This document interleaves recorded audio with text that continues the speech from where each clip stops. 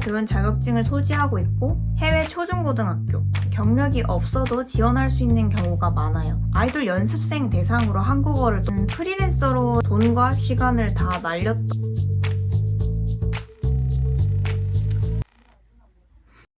이렇게 제가 정리를 해봤는데 우선 제가 어떻게 한국어 강의 포지션을 찾았는지, 그리고 한국어 면접을 할 때 항상 시범 강의를 보잖아요. 그때 시범 강의가 어떤 식으로 진행이 됐는지. 투잡을 하고 있는데요. 첫 번째 일은 대학교 어학당에서 강의를 하고 있고, 두 번째로는 지금 온라인 수업을 하고 있습니다. 온라인 수업 같은 경우에는 서울에 있는 회사랑 지금 프리랜서 계약을 해서 진행을 하고 있는데, 비즈니스 코리안이라고 해서 회사원 대상으로 한국어를 지금 가르치고 있습니다. 저는 지금 한국어 교원 자격증 예정자이고요. 그리고 자격증 취득 이전에 인턴 경험이 한 번 있습니다. 토픽 성적이 있습니다. 영상을 만든 이유가 구직 정보 사이트를 정말 공유하고 싶었거든요. 사이트를 설명하기 전에 국내 한국어 교육기관에 대해서 먼저 말씀드려야 될 것 같아요. 첫 번째로 사설 어학원이 있고, 또 대학 내 어학당, 초중고등학교는 여가부에서 진행하는 가족센터, 법무부에서 시행하는 사회통합 프로그램, 또 이 외에도 기업 내에서 출강 강의를 한다거나 또는 노동자를 위한 강의가 지금 존재하고 있습니다. 그래서 어떤 기관에서 근무를 할 건가에 따라서 봐야 되는 사이트가 사실 달라요. 그래서 봐야 되는 정보 사이트를 제가 총 8가지 정리해봤습니다. 첫 번째는 지역교육청 사이트입니다. 지역교육청 사이트에 가면 구직 공고란이 있는데요.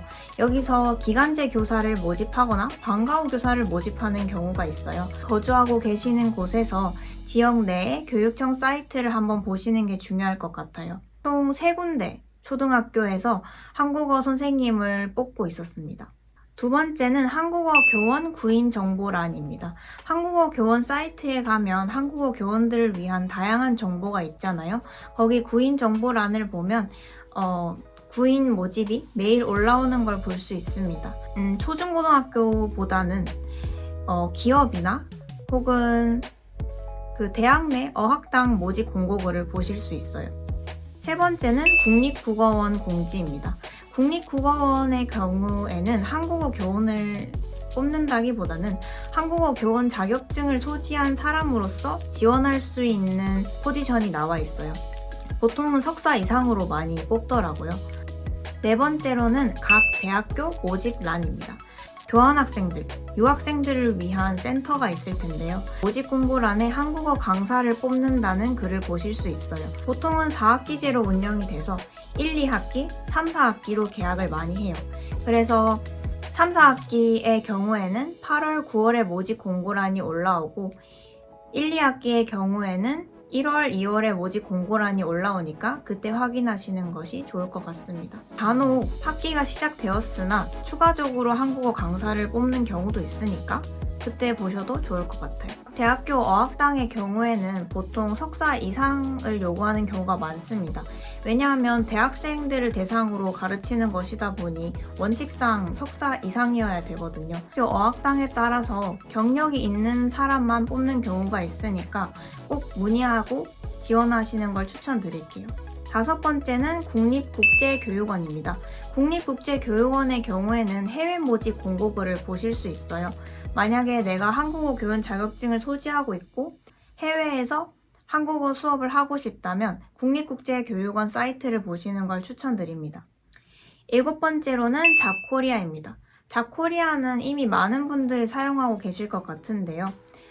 저 같은 경우에는 언어 교육 관련 회사랑 사설 어학원, 기업 내 출강 강의, 그리고 기획사 위주로 알아봤습니다. 언어 교육 관련 회사는 아무래도 한국어 교원 자격증이 외국어로서의 한국어 교육이잖아요. 그래서 외국어로서 교육을 할 수 있다고 생각해서 외국어 교육하는 회사를 관련으로 많이 알아봤습니다. 사설 어학원에서 수업을 하게 되면 대학 내의 어학당과 다르게 경력이 없어도 지원할 수 있는 경우가 많아요. 기업 내 출강 강의 포지션을 찾으실 수 있는데요. 제가 지금 하고 있는 일이 기업 내 출강 강의입니다. 쉽게 말하면 국내 회사에 일하고 있는 외국인 직장인을 대상으로 한국어를 가르치는 일이에요. 조금은 부담스러울 수 있는 강의라고 생각합니다. 왜냐하면 우선 학습 목적이 워낙 특수적인 경우고 학습 대상도 직장인이다 보니 아무래도 학습 욕구가 학습 목적의 학습자보다는 많이 떨어지는 것 같아요. 그리고 기획사 아이돌 연습생 대상으로 한국어를 또 가르치실 수가 있어요. 이런 경우에는 완전 비기너기 때문에 아무래도 제2 외국어를 원어민 수준으로 하셔야지 지원하실 수가 있을 것 같습니다. 사실 이 부분은 한국어 교사의 좀 어두운 부분이라고 생각을 해서 일반적으로는 프리랜서 계약이 이루어집니다. 그러니까 용역 계약서로 작성을 하는 거고 대학 내 어학당의 경우에는 2학기제로 계약을 하니까 6개월 단위로 계약을 한다고 보시면 될 것 같습니다. 그런데 6개월 계약을 하고 6개월이 지나면 나는 무직인 상태가 되는 건가? 라고 생각했는데 또 그건 아닌 것 같더라고요. 대학교마다 좀 다른데 1년 단위로 계약을 하는 대학교도 있습니다. 제가 면접은 총 3번 정도 봤습니다. 시범 강의를 반드시 봅니다. 반드시. 대학교 어학당의 경우에는 이제 한국어로만 수업을 하는 시범 강의를 보게 되고 사설 어학원이나 기업의 경우에는 외국어 능력도 좀 많이 보는 것 같습니다. 그래서 저도 면접 시범 강의를 봤을 때 사실 외국어 준비를 하지 못했었는데 외국어로 수업을 즉석에서 진행을 했었거든요.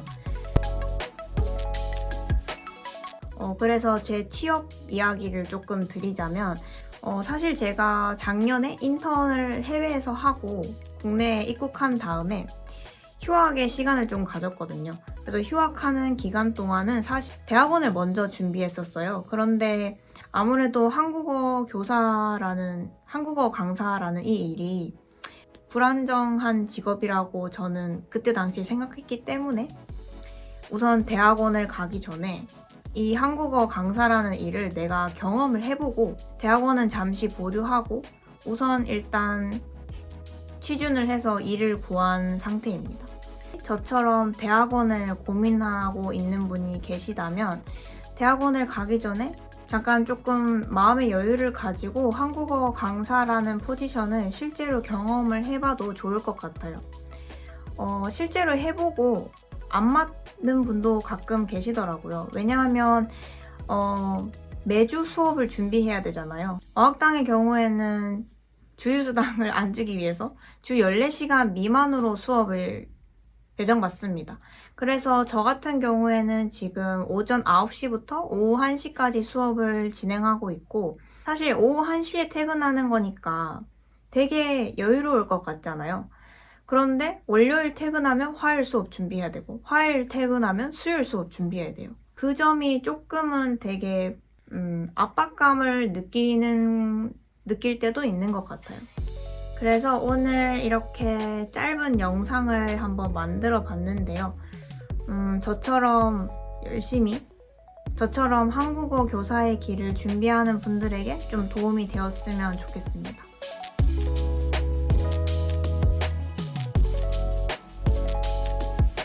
끝!